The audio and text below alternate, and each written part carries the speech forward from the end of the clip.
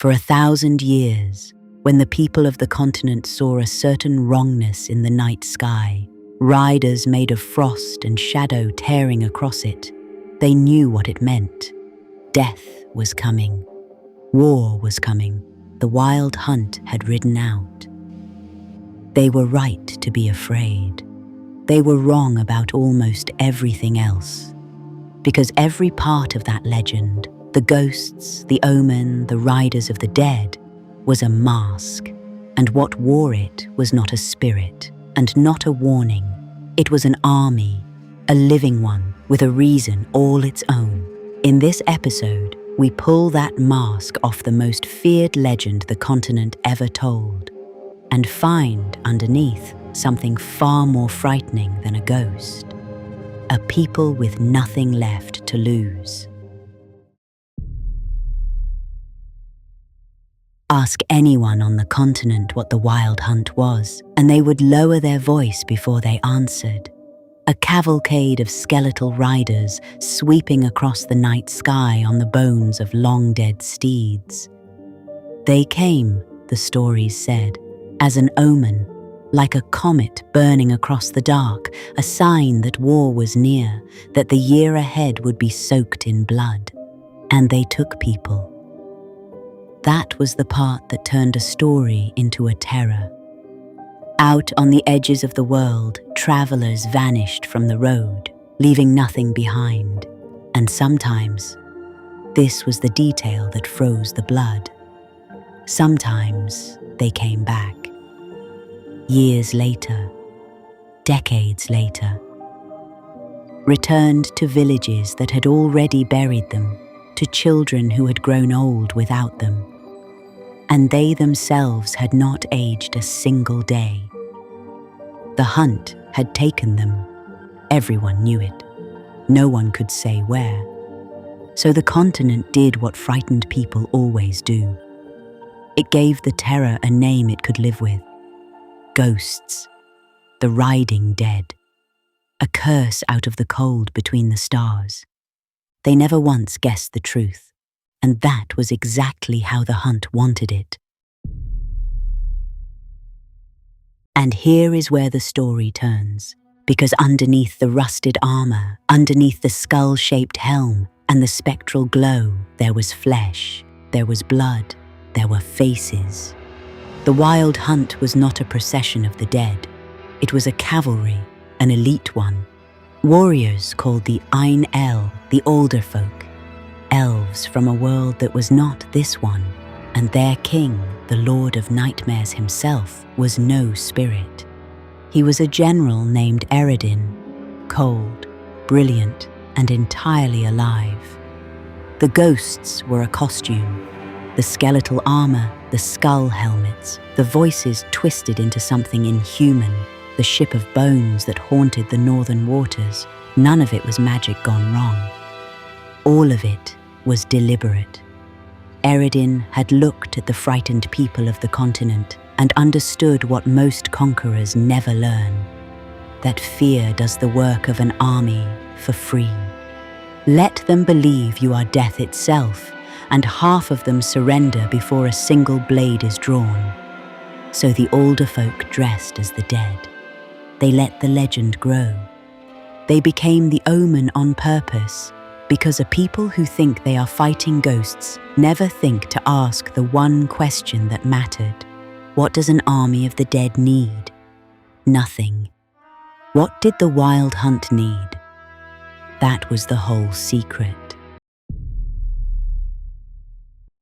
They came for slaves, at first. That was the old purpose of the riders, to cross between worlds and carry people back in chains, to feed a kingdom that was not this one. Cruel, but simple. Conquerors taking what they wanted because they could.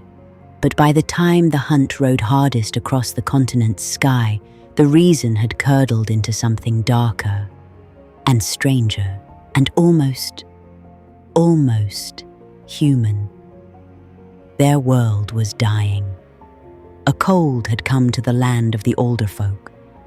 Not winter, something older and far more final.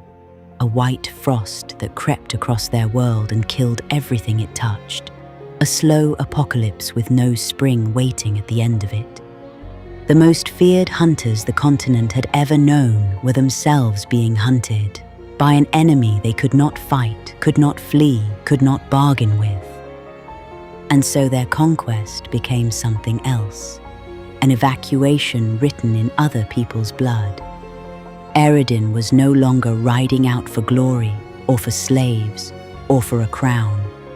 He was trying to save his entire world from being erased, and he had decided without a flicker of doubt that every other world was fair payment for the rescue of his own. The most terrifying force on the continent was, at its very heart, a people in flight. The riders of the dead were running from a death of their own. But a dying people cannot simply walk into a new world.